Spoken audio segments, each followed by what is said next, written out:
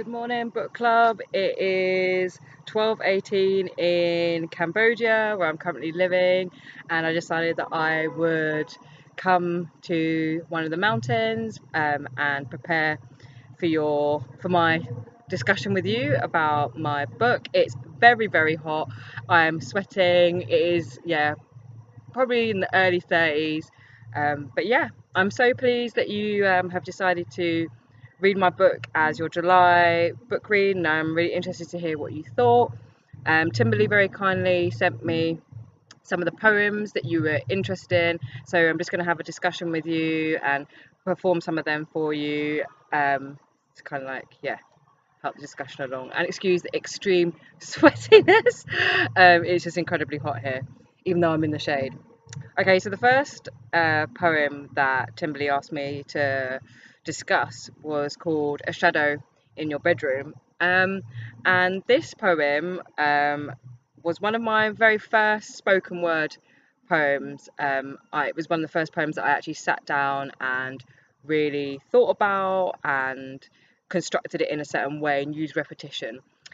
What inspired it was, a night where I met a very handsome young gentleman, and one thing led to another.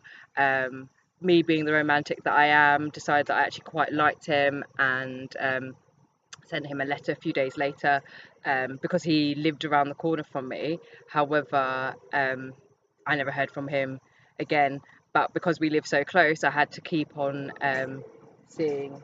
Oh, oh, oh, oh. A very large monkey just came along.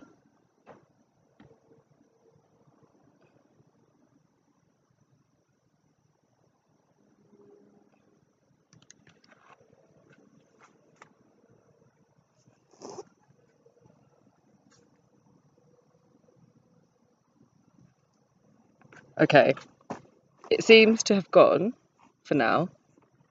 That did really scare me. There's a lot of monkeys on this place where I am. Hopefully I can get through the rest of this without being attacked by monkeys. So yes, as I said, this particular gentleman lived really near to me, and so I had to keep going past his house, and obviously I spent the night in his room, so I kept on like longingly looking up at his bedroom. But here, so I'll perform now for you A Shadow in Your Bedroom. A square of 4 walls and a bed contains so many memories. I left a shadow of myself in your bedroom. I will not keep looking at your bedroom window to see if a part of me is still there. Lingering on your skin, lingering on your sheets, lingering on your fingertips and in your mouth. I will not keep looking in your bedroom window to see if a part of me is still there. Lingering on your sheets, lingering on a pint glass, lingering in your house and in your head. I left a shadow of myself in your bedroom. She calls me to claim her back, but I cannot. I gave her up willingly, and she laid on your bed and unbuttoned your shirt, a kiss for every button loosened. She gazed into your eyes and licked the salt from your skin, and she will remember the freckles on your shoulder, her dark hands on your white skin, the fade from red to dark in the hair on your face, your eyes. I left a shadow of myself in your bedroom. I will not keep looking at your bedroom window to see if a part of me is still there. I dropped a letter at your door. 2 lines inscribed with what's inside my heart, only addressed to you and London's anonymous houses. I will not keep looking at your bedroom window to see if a part of me is still there. I will not look for her, for that was 5 days ago now. I have left, and so will she. I will call her back to my skin, to my body, where she will wait for new loves and lips to kiss and bodies to caress. I will not keep looking at your bedroom window to see if a part of me is still there.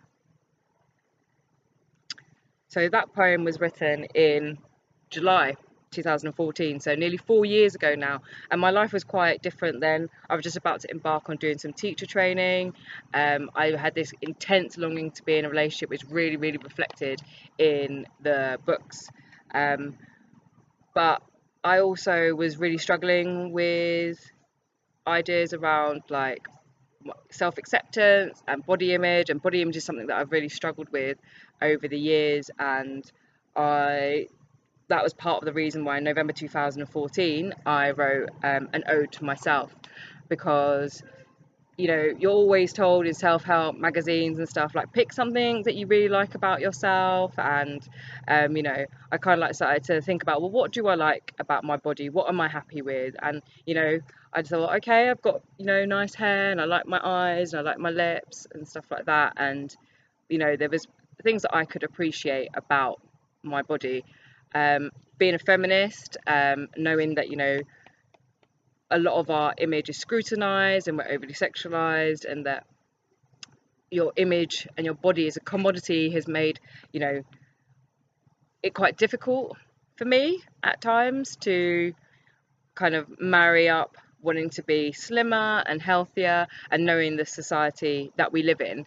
And a book that had a big impact on me was Fat is a Feminist Issue, which really made me think about what is it that we want when we say we want to lose weight, and when we want to be attractive, what is it we actually mean? I was thinking about it this morning, because I've recently wrote a poem about body image, and I thought it's about acceptability. If I'm smaller, if I'm slimmer, will I be more acceptable? Will people love me? Will I be more attractive? And it's really, it is a struggle. But with this poem, for once, I was trying to really assess myself, not through a man's eyes, but through my own eyes. And I don't know if any of you have read John Berger's Ways of Seeing, but he talks about the male gaze, and I find sometimes when I'm looking at myself, that I'm looking at myself critically and looking to see, like, would someone find me sexually appealing rather than my own standard. And so this is me kind of like saying, this is what I like about myself. I particularly like the last two lines, sorry. We all know what we are not. It's so true. As women, we're encouraged to scrutinize our bodies, and we know down to our nails, our toenails, or like what exactly is not right. And we're fed by the media a constant barrage of like improvement, like how to improve yourself. You improve yourself, and then you'll be better in some shape or form.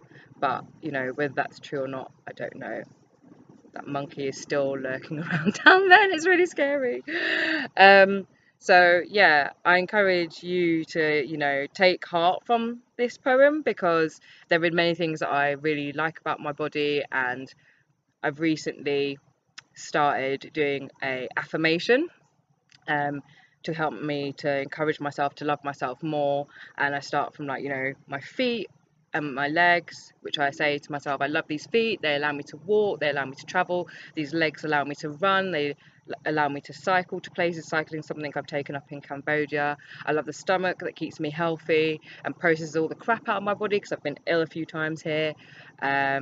I love like the hands that allow me to write, that I love the head that allows me to have all these wonderful ideas and process, and all of it kind of works together. And I've been trying to say that to myself, like in the shower every day when I'm giving myself a good scrub.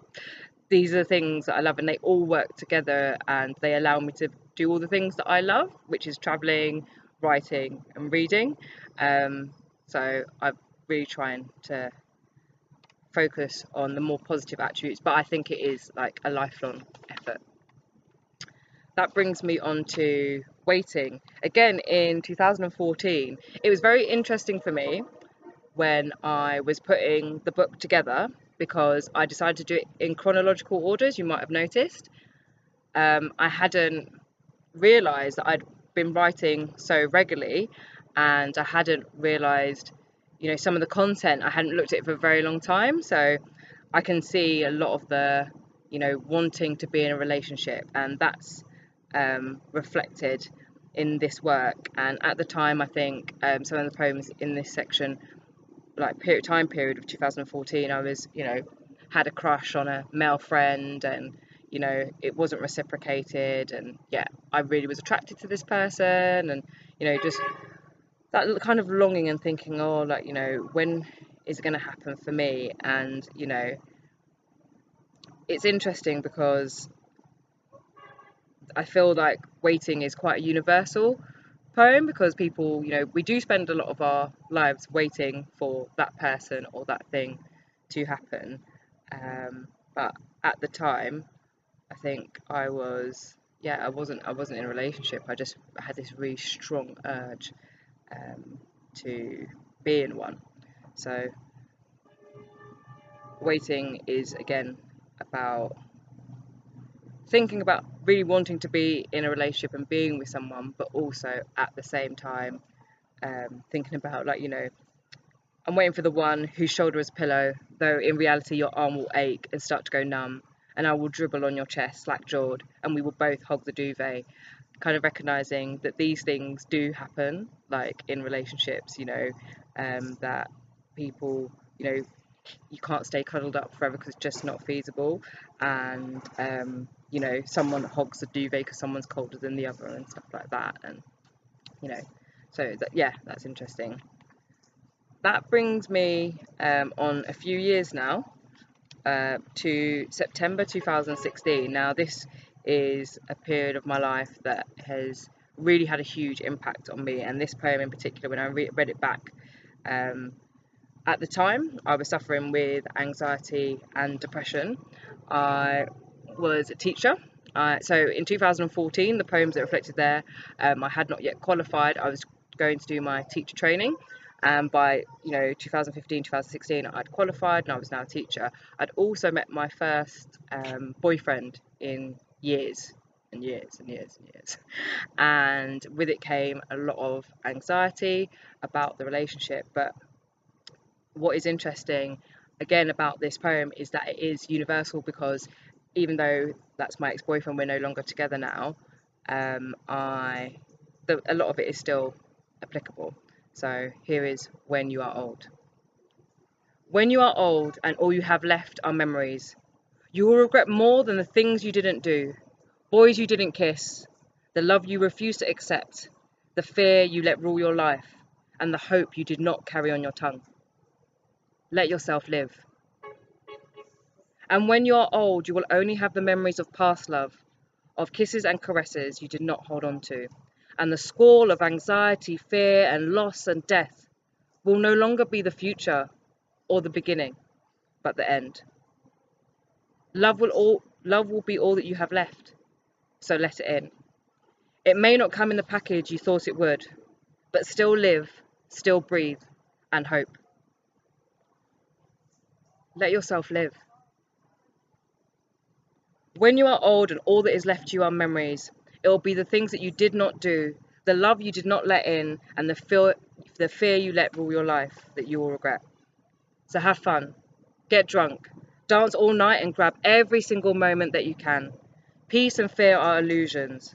All that matters is you gave love and life a chance. Breathe, count to 20, breathe, and breathe again. Beloved heart, let yourself live. Give hope to yourself and to future selves. Let the cycle be broken and hold your love. Smile and say all the things you think you cannot. I want you. You are beautiful. I love you. So when I look back at this now, this is in the very early stages of a relationship that I'm no longer in, and the anxiety, it was just horrible. I was really, really suffering with anxiety, and yet you can tell that I've got, I'm really trying to, get a grip on it, as it were. And I knew that the anxiety was like a bitch in my head that was just like, what if, what if, what if, what if, what if. And then I would go and meet my boyfriend of the time, and then the anxiety would disappear. And I kind of felt like the anxiety was a bitch that was trying to control my life and not let me be happy.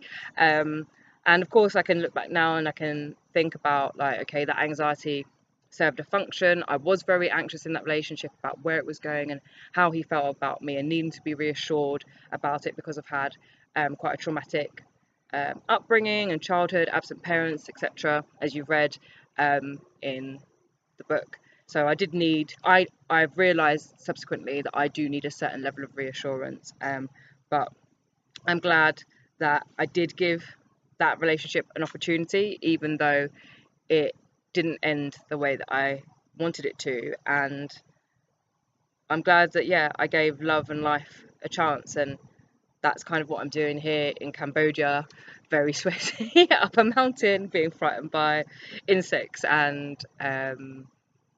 monkeys that are waving around and making scary noises like that. I don't know if you heard. So yeah, so that brings me to lessons from growing flowers for a year.